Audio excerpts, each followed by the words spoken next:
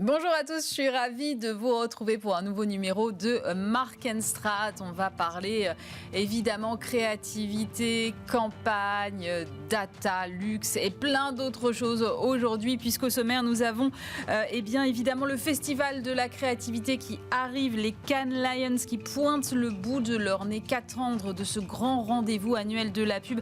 On en parlera dans un instant avec David Leclabar, coprésident de l'AACC. Le luxe et les jeunes générations, c'est Snapchat qui vient de dévoiler une étude sur les attentes des jeunes vis-à-vis du secteur du luxe. Le réseau social estime être un bon canal pour les marques qui veulent créer du lien avec leurs futurs acheteurs. Et puis émerger dans un marché ultra concurrentiel, c'est le défi que relève la marque O2 dans une campagne marque employeur. Objectif, redonner de la désirabilité au métier du service à la personne. Une campagne axée sur le sens et sur l'humain. Bienvenue à tous dans Mark & Strat et c'est l'épisode 34. Et pour commencer cette émission, j'ai le plaisir de recevoir David Leclabar. Bonjour. Bonjour. David, vous êtes président d'Australigad et coprésident de l'AACC. Les Cannes Lions se profilent, c'est toujours un rendez-vous de mi-année important que le secteur regarde. Peut-être aussi le point de regarder un peu dans le moment de faire un peu le point dans le rétro pour regarder ce qui s'est passé sur le premier semestre. Qu'est-ce que vous retenez de ce premier semestre de la pub ? Mais il est assez en ligne avec 2023. Ouais. En 2023, on était revenu grosso modo aux performances de 2019. C'était quand même une bonne nouvelle. Ouais. Et on s'aperçoit là dans les prévisions qu'on est à plus 3% de croissance grosso modo sur les investissements qui sont prévus. Donc il y a une dynamique qui est plutôt bonne. Et en effet, après, en ce qui concerne la France, on a la chance quand même d'avoir une bonne dynamique, quoi. C'est-à-dire qu'à différents niveaux, d'un point de vue économique, la première valorisation mondiale, c'est Publicis. Ouais. Et ça, il faut quand même le souligner, c'est cocorico, quoi. C'est quand même bien que ce soit un grand groupe français qui soit leader de notre marché au niveau international. BETC, donc Havas, a été élu meilleure agence créative. Tout à fait. En début d'année, donc ça c'est aussi une super bonne nouvelle. L'année dernière, on était 4e nation à Cannes, et donc là on attend de voir si on tient le rang ou si on arrive à monter sur le podium, ce qui serait pas mal dans une année olympique. C'est vrai. Sachant que c'est bien parce qu'on n'est pas la 4e économie mondiale. Donc il y a quand même une performance dans la créativité française qu'il faut souligner. Et après, d'un point de vue national, pour l'instant, on est dans une bonne continuité. Il faut savoir que les JO ont un peu perturbé, à mon avis, les travaux chez les annonceurs, parce que ceux qui participent en étant partenaires des JO, s'étaient préparés en amont quand même, et on était en train de mettre en place les plans qui sont déroulés en ce moment. Et puis pour les autres, il y a un petit peu d'attentisme, parce qu'il y a l'Euro plus les JO, et on sait bien que c'est 2 gros événements, et donc on se pose des questions quand on est annonceur sur comment exister dans ces périodes-là, quoi. Ouais, c'est vrai que le calendrier est un peu compliqué pour ceux qui ne sont pas dans la partie, si je puis dire. Un peu plus des anticipations économiques plutôt pessimistes en début d'année compte tenu de l'actualité globale et mondiale. Donc il y a pas mal de personnes qui disent qu'est-ce qu'on fera en septembre. Sur les ambitions, effectivement, l'année dernière, on était quatrième puissance créative mondiale. Ça va être dur de passer pour monter sur le podium face aux anglo-saxons qui sont toujours ultra créatifs et qui ont aussi des tailles de marché qui sont peut-être différentes. Oui, alors vous avez raison. C'est-à-dire qu'il y a des tailles de marché qui sont très différentes. Je crois qu'on soumet 6 fois moins de travaux que les Américains, par exemple. Bah oui, ça me surprend pas. C'est un peu mécanique.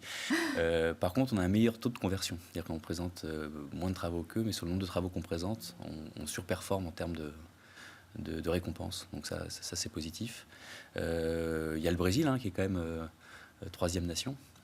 Et c'est intéressant d'aller aussi les chercher. Donc voyons. Dans le jury, il y a donc un président de jury français dans la catégorie outdoor, je crois, avec Marco Venturelli de Publicis Conseil. Il y a 10 jurys français également. Est-ce que c'est un bon poids par rapport au reste du monde ? C'est passé. Mais bon, c'est pas nous qui faisons les règles. Nous, on fait en sorte que le pays soit représenté. Mais c'est bien. Et puis les règles pour participer en tant que jury sont quand même assez exigeantes parce qu'il faut avoir été reconnu dans sa carrière et légitime pour pouvoir juger les autres. Donc tout le monde ne peut pas être jury. Ça, c'est assez intéressant, quoi. Après, le point, c'est les jurys, c'est bien. Moi, je pense que la question qu'on doit se poser, c'est comment est-ce qu'on fait en sorte que Cannes, qui est le plus grand festival de création mondiale qui a lieu chez nous en France, puisse inspirer la jeunesse à venir dans nos métiers. Je trouve que ce festival, qui est un super festival de créativité, on en parle un peu dans le milieu, on en parle beaucoup à l'étranger, mais pas beaucoup dans les médias de manière générale, pas beaucoup dans l'économie. Et c'est dommage, parce que c'est une super belle vitrine de ce que ces métiers proposent, en fait. C'est ce que j'allais vous dire. En fait, c'est vrai que c'est effectivement le moment où on expose, en tout cas, tout ce qui peut être fait en matière de créativité, où on voit aussi à quel point ce secteur peut être multiple et divers, que ce soit en termes de support ou même de terrain d'expression. Exactement. Et pourtant, ça n'a pas de résonance vraiment au-delà du secteur. Pas assez. Pas assez. Donc là, il faut qu'on travaille, qu'on continue à promouvoir notre métier, et c'est ce qu'on essaie de faire avec la ACC, et de faire en sorte, si possible, quand même, que notre ministère de tutelle, la culture, et puis Bercy, avec qui on travaille beaucoup, puisse venir dans les années à venir, parce que c'est une fierté d'avoir ce festival ici.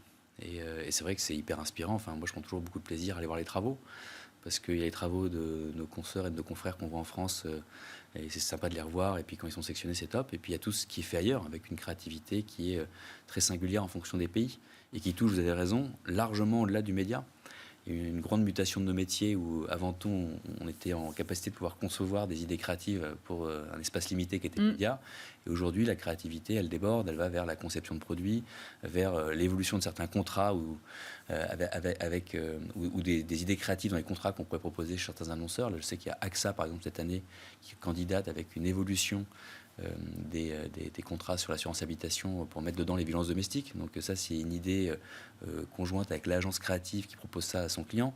Et je pense que l'extension du champ de la création au-delà des médias, c'est vraiment quelque chose qu'il faut regarder de près, parce que c'est une valeur ajoutée de nos métiers. Et Cannes est un bon endroit pour aller voir ça, quoi. Sachant que quand on intervient, généralement, on arrive à trouver des solutions qui font sens économiquement, parce que aujourd'hui, 1 euro investi en communication, ça rapporte 12,5 euros. Donc c'est quand même. On ne sait pas assez, ça. On ne sait pas assez, donc faut le dire. Oui, on ne sait pas assez. On a un secteur qui pèse pas très lourd, parce qu'on doit peser 2% du PIB, je crois, en France à peu près. Même si c'est 400 000 emplois indirects, c'est pas un très gros secteur. Pour autant, on contribue à 10% de la croissance du PIB. Donc c'est quand même, on a un impact qui est fort. Sur le monde des médias, 1 euro investi, ça en rapporte 12,50 au niveau filière. Et puis les idées créatives, c'est des multiplicateurs. Une étude qu'on fait depuis plus d'1 an maintenant avec Kantar et le Figaro, qui s'appelle Creativity is Business, prouve que les campagnes les plus efficaces sont à chaque fois les plus créatives. Et cette créativité, si on la met au service aussi d'idées plus business et peut-être moins de communication, il n'y a pas de raison que ce ne soit pas aussi très efficace. Donc c'est un bon endroit pour voir l'impact de nos métiers sur l'économie réelle. Le Festival des Lions à Cannes est aussi connu pour sa créativité en termes de catégories. Ouais, il y en a encore beaucoup cette année. Quelles sont celles que vous allez regarder en priorité ? On va tout regarder. Après bon, on n'est pas là pour polémiquer, mais c'est vrai que quand tout d'un coup on s'aperçoit qu'il y a une catégorie humour qui va être créée, on se dit, bon, alors on marche peut-être. Un peu quand même. Mais on s'aperçoit aussi que le festival est un business finalement, et donc à chaque fois qu'on veut candidater dans une catégorie, on paye, donc on peut en faire à l'infini. Hein. Évidemment. Mais après, voilà, donc il faut critiquer parfois quand ça déraisonne un peu. Je pense pas que l'humour... Enfin, si l'humour devient une catégorie, c'est que notre métier est devenu fou. Mais par contre, d'aller voir comment est-ce qu'on peut travailler sur du design, de la conception de produits, de l'outdoor qui va au-delà du média et sur des événements, des choses comme ça, c'est très intéressant, quoi.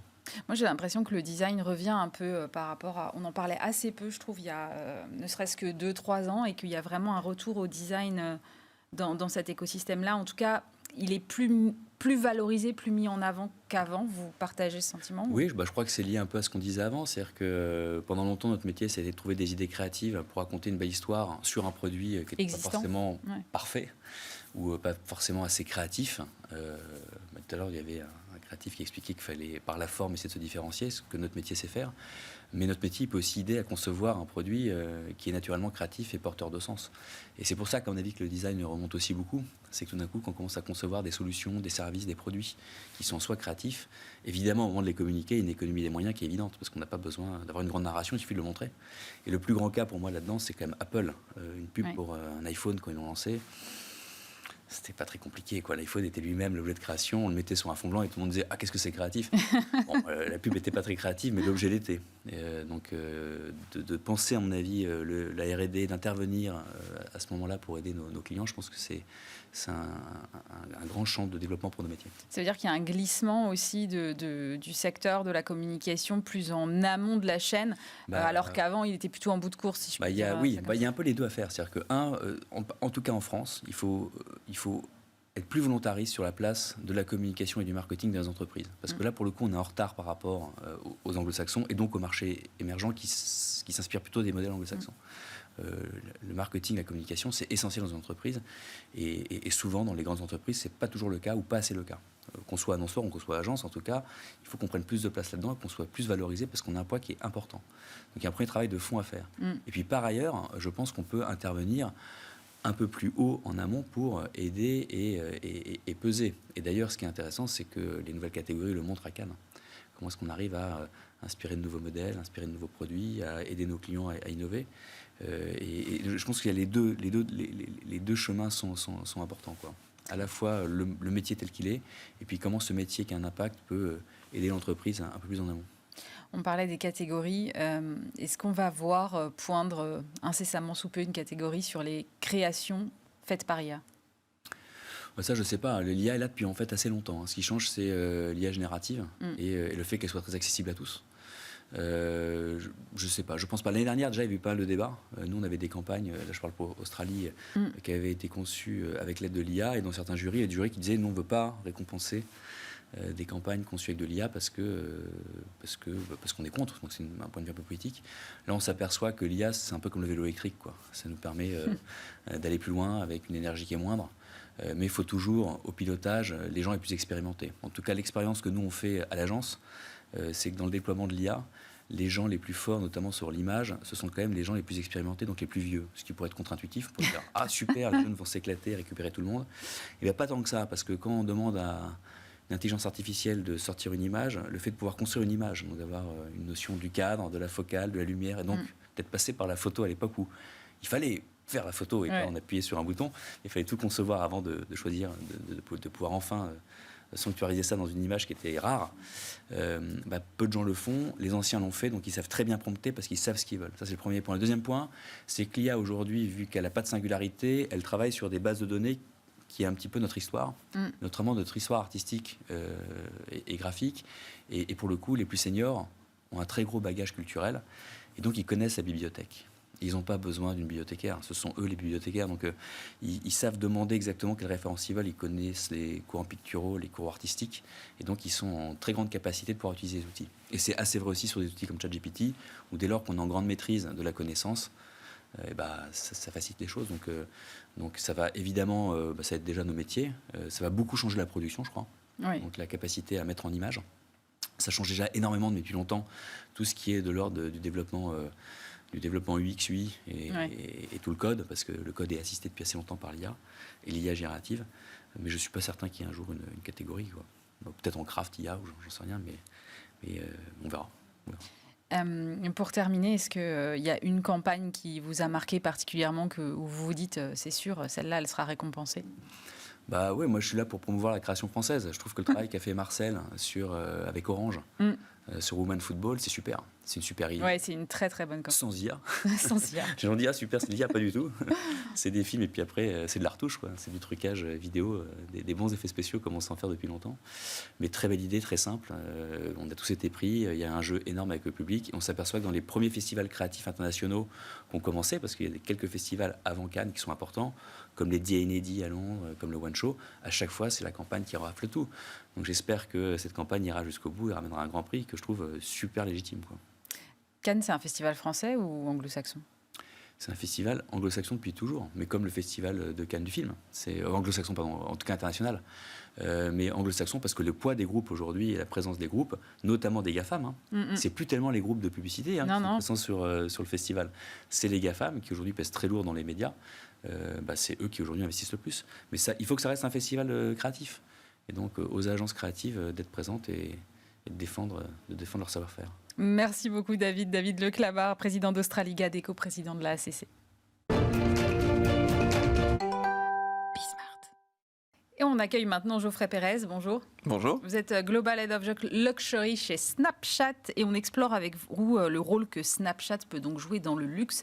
Mais d'abord, peut-être resituer que représente le poids de Snapchat aujourd'hui en France en termes d'utilisateurs par exemple ? Ouais. Alors Snapchat, dans le monde, c'est un peu plus de 800 millions d'utilisateurs mensuels. Voilà, pour resituer plus au niveau international. En France, c'est près de 27 millions, c'est même un peu plus de 27 millions d'utilisateurs mensuels. Donc quasiment un internaute sur deux. Chaque mois. Et ensuite, chaque jour, c'est plus de 20 millions d'utilisateurs quotidiens. Snapchat en France. Et on est sur quelle tranche d'âge? Tous âges confondus. D'accord. On a 20 millions d'utilisateurs. Après, lorsqu'on regarde sur les populations qui sont vraiment propres à Snap ou très proches de la plateforme, c'est les 13-34 ans. D'accord. Okay, mais lorsqu'on on coupe en deux cette audience, dans le monde, Snapchat va couvrir sur plus de 25 marchés 90% des 13-24 ans. Ah oui. Voilà, donc en Fort France... taux de pénétration, comme on dit. Voilà, exactement, ouais, comme on dit. En France, on a une couverture donc, de plus de 90% sur les 13-24 ans, aux États-Unis, en Angleterre, etc. Et après, sur les 13-34 ans, on va adresser un peu plus de 75% de la population de ces mêmes pays. D'accord. Donc pareil, donc disons que Millennials et Gen Z, c'est un peu plus de 75% de couverture dans plus de 25 pays à travers le monde. Alors vous avez conduit avec Ipsos une étude sur le luxe. Dans quelle mesure les utilisateurs de Snapchat sont-ils concernés par le luxe? Alors, ce qu'il faut regarder, c'est les acheteurs du luxe. Ouais. Ok. Lorsqu'on zoome un petit peu en arrière, les acheteurs du luxe aujourd'hui représentent, disons que les millennials et la Gen Z représentent aujourd'hui près de 90% des acheteurs du luxe. 90%? Ouais. Les millennials et la Gen Z aujourd'hui, lorsqu'on regarde les chiffres de l'étude, Ipsos, on a... C'est surprenant quand même. Hein. C'est surprenant. Ouais. Mais c'est vrai que les millennials, en fait, ont vieilli. Et oui, voilà, voilà. Tout est là. En fait, je pense que on avait tendance à dire que les millennials étaient jeunes, sauf que ça faisait 10 ans qu'on dit que les millennials étaient jeunes. Ouais. Ah, on est d'accord. Aujourd'hui, un millennial a jusqu'à 41-42 ans. Oui, bien sûr. Voilà. Donc, si on regarde le volume généré par le luxe, si on veut être un peu conservateur, on regarde une étude externe de BCG ou de Bain & Company, c'est 75% de la population des acheteurs de luxe seront Millennials Z et Gen Z d'ici à 2026. Ah oui, donc c'est demain. Donc c'est demain. Mais qu'est-ce qu'elles peuvent faire, les marques de luxe, sur Snapchat pour adresser... toute cette population qui vient quotidiennement sur la plateforme? En fait, on en a parlé, je crois, l'audience. 20 millions d'utilisateurs chaque jour. C'est une des plateformes les plus utilisées chaque jour en France. Quand on regarde les millennials et la Gen Z, le premier moyen qu'ils utilisent pour s'informer, c'est prendre leur téléphone mobile. Ouais. Leur téléphone mobile, et après, ils vont aller regarder les plateformes. Et Snapchat étant une des premières plateformes à laquelle ils se connectent en se levant chaque jour, et derrière, les maisons de luxe ont compris cette opportunité et vont avoir cette première interaction avec cette audience massive en France. Ensuite, ce qui est intéressant de regarder, c'est l'interaction et aussi l'usage de la plateforme. Ouais. L'usage de la plateforme, c'est une messagerie instantanée visuelle pour parler à ses proches. Et on se rend compte que Snapchat, vu qu'on est en contact avec ses proches au quotidien, et c'est une étude qu'on a fait récemment aussi, 90% des Snapchatters disent que la plateforme les rend heureux. Donc on est dans un mood qui est positif, parce qu'on est entouré par ses proches, par ses amis, et par des créateurs, des Snapstars, qui nous semblent aussi accessibles et proches, parce qu'elles ont un ton vraiment authentique, disons, sur la plateforme. Donc, étant donné qu'on se sent bien, on voit qu'on a aussi un impact publicitaire bien meilleur, parce qu'on a un espace et un feel good, je dirais, sur la plateforme. Et on sait que les maisons de luxe, aujourd'hui, et depuis un moment maintenant, mais elles capitalisent aussi sur cette notion d'émotion, sur cette notion d'héritage, d'histoire, mais tout ce qui a trait justement aux sensations un peu intrinsèques de chaque humain. Et donc ça va être cette émotion qui va transmettre derrière un message. Et c'est vrai que sur Snapchat, les utilisateurs se sentent bien, les messages sont bien réceptionnés, et du coup, les maisons se disent qu'elles peuvent atteindre un public avec un impact certain. Et elles ont déjà investi le terrain de jeu ? Ou si vous faites oui. cette étude, c'est pour leur dire allez-y. Non, non, justement, en fait, donc moi, ça va faire bientôt 8 ans que je suis chez Snapchat, c'est jamais facile. Et donc, depuis septembre 2016, et l'ouverture du bureau à Paris. Donc, évidemment, la France étant un peu le berceau de l'industrie du luxe, avec nos amis italiens, bien sûr. Mais Paris est cher au luxe, et du coup, depuis qu'on est arrivé, c'est vrai qu'on collabore étroitement avec les maisons de luxe. Donc, disons que quasiment la totalité des maisons de luxe a communiqué sur Snapchat au cours des 8 dernières années. Donc, c'est quand même intéressant. Et on a vraiment passé la vitesse supérieure, notamment depuis le Covid. Donc, avec le Covid, on a parlé, je pense qu'il y a un lien assez intéressant à faire. Pourquoi on a lancé cette étude ? Parce que justement, on a senti que depuis le Covid, il y a eu une évolution aussi des usages. Enfin, je pense que vous le voyez comme moi. Enfin, ça a été un choc, ça a été traumatisant pour tout le monde, traumatisant positivement ou négativement, mais ça a été un choc traumatique pour quasiment toute la planète. Et donc, à ce moment-là, on ne se rendait pas compte de l'impact que ça allait avoir dans nos usages au quotidien, notamment aux objets connectés à Internet. Et c'est pour ça qu'aujourd'hui, 4 ans plus tard, et Snap étant très proche des populations les plus jeunes, qui ont été extrêmement exposées pendant le Covid, parce qu'enfermées chez elles, elles ne pouvaient plus être avec leurs amis, elles ne pouvaient pas plus être en contact physique, et elles se sentaient vraiment très isolées à cette époque-là. Et donc 4 ans plus tard, on s'est rendu compte, on s'est dit que c'était nécessaire de faire un état des lieux des jeunes, de l'industrie du luxe et leurs liens aujourd'hui pour derrière informer les maisons, les marques de luxe et leur présenter les changements fondamentaux qu'il y a eu dans les consommations des acheteurs du luxe et notamment les plus jeunes. Merci beaucoup Geoffrey Perret. Je rappelle que vous êtes Global Head of Luxury chez Snapchat. Et dans Marc et moi, j'ai le plaisir de recevoir Charlotte Fessou. Bonjour. Bonjour. Charlotte, vous êtes directrice de la communication du groupe WeCare, maison mère notamment de la marque O2, entreprise de service à la personne. Vous venez de lancer une grande campagne marque employeur. Mais j'imagine, dans un groupe comme O2, les besoins de recrutement doivent être énormes, Charlotte. Alors oui, effectivement, ils sont énormes puisque notre principal asset, c'est vraiment les gens, les intervenants sur le terrain. Effectivement, on a des besoins énormes, tout au long de l'année, sur différentes typologies de métiers, aussi bien l'aide au ménage que le garde d'enfants ou bien l'assistanat des personnes en difficulté, âgées ou handicapées. Ouais. Et c'est effectivement vraiment notre cœur de métier au quotidien. Et quelles sont les problématiques auxquelles vous faites face pour recruter ces personnes aujourd'hui ? Alors tout d'abord, la méconnaissance de nos métiers et surtout de leur rôle fondamental dans la société.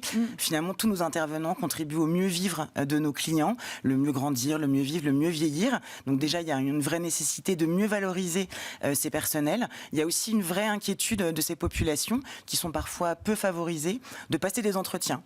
Donc nous, notre rôle, c'est vraiment de les mettre en confiance, mais surtout, au-delà de les mettre en confiance, c'est de les accompagner dans leur progression sociale, mais aussi professionnelle. Vous avez un enjeu de désirabilité des métiers aussi ? Totalement. Aujourd'hui, le service à la personne, c'est un petit peu comme les invisibles dont on parlait au moment du Covid. C'est des gens qui sont peu connus, peu valorisés. Et vraiment, notre rôle aujourd'hui en tant que marque chez O2, c'est de justement remettre en avant ces populations qui sont au cœur, finalement, de notre société. D'où cette campagne marque employeur. Vous pouvez nous la décrire en 2 mots, peut-être ? Oui, alors en 2 mots. Alors, elle poursuit finalement une campagne de notoriété qu'on a commencé en avril, avec vraiment au cœur de cette stratégie de remettre l'ADN de notre entreprise au cœur de notre stratégie de communication, avec cette signature qui est respirée O2 est là, mais mais respirer évidemment pour nos clients, c'est-à-dire la décharge mentale qu'on peut leur apporter, mais surtout de rééquilibrer cette décharge mentale avec la considération de nos collaborateurs et de nos intervenants. Donc cette campagne marque employeur qu'on a donc déclinée est vraiment sur cette idée de respiration, aussi pour remettre au cœur et en avant le rôle qu'ils peuvent avoir au quotidien auprès de leurs clients, mais aussi finalement le sens qu'ils peuvent avoir au quotidien dans leur métier. Le facteur sens, c'est ce qui va vous aider à vous démarquer sur un marché qui est de plus en plus concurrentiel ? Oui, notamment, un autre facteur aussi pour nous qui est important, c'est la multi-expertise. Chez O2, on a la chance d'avoir différentes typologies de métiers, comme je vous le disais, l'aide aux ménages, garde d'enfants, mais aussi aide aux seniors. Ça permet aussi des progressions pour nos collaborateurs. On peut évoluer, on peut être formé. Un autre point pour nous qui est très important, c'est que nous proposons des CDI et des CDD. C'est assez rare dans notre univers, on a des contrats qui sont stables, donc ça permet une meilleure insertion professionnelle. On offre aussi des formations, comme je le disais, mais donc un cadre de travail qui est beaucoup plus, je dirais, rassurant et stabilisant pour nos intervenants et ces populations. Comment est-ce que vous avez pensé cette campagne, alors partant de tout ce que vous venez de me décrire là ? Oui, alors on a vraiment essayé de penser cette campagne sur l'idée de symétrie des attentions. De se dire que oui, notre rôle en tant que marque employeur et en tant que marque, c'est de travailler sur le bien-être de nos collaborateurs, mais que le bien-être de nos collaborateurs, finalement, c'est le meilleur levier pour une efficacité pour nos clients. Donc il y a toujours cette idée d'équilibre pour nous qui est très important. Et on a aussi beaucoup travaillé autour de l'idée de respiration. Et de respiration, ça veut dire effectivement amener de l'oxygène à nos clients, mais aussi de la respiration pour nos collaborateurs, en les accompagnant au quotidien, aussi bien dans leur quotidien de travail, mais aussi dans leur perspective d'évolution. Qu'est-ce que vous allez regarder comme typologie de KPI ? Est-ce que vous allez regarder plutôt la noto auprès de vos clients ou plutôt le nombre de candidatures que vous allez recevoir ? Alors, comment est-ce que vous allez juguler ça ? Encore une fois, c'est une question d'équilibre. Évidemment, notre premier public aujourd'hui, c'est nos futurs collaborateurs, mais aussi nos collaborateurs actuels, puisqu'on les valorise aussi par cette campagne. Quand on s'adresse à des futurs recrutés, finalement, on parle aussi de nos propres collaborateurs, mais aussi, évidemment, comme je le disais, comme tout ça est un cercle vertueux, mieux finalement on gère nos collaborateurs, plus on s'intéresse au mieux-être de nos collaborateurs, plus on est efficace pour nos clients. Et donc encore une fois, ce cercle vertueux se fait. Donc on va regarder l'équilibre des deux audiences. Quels sont quand même vos objectifs, s'il devait y en avoir un, deux Alors, je dirais que c'est évidemment la durabilité des contrats. Au-delà du nombre de personnes qui viennent en entretien, au-delà du nombre de contrats qui peut être signé, c'est aussi notre capacité à pouvoir travailler sur la fidélité de nos collaborateurs et donc de proposer des contrats de longue durée. C'est aussi ce qui fait, donc, la confiance qu'on a en tant qu'entreprise vers nos collaborateurs, mais aussi, encore une fois, vers nos clients. Merci beaucoup Charlotte Fessou. Je rappelle que vous êtes directrice de la communication du groupe WeCare, maison mère donc de O2. C'est la fin de cette émission. Merci bien évidemment de nous avoir suivis. On se retrouve bien entendu la semaine prochaine pour un nouveau numéro de Mark & Strat sur Bismart.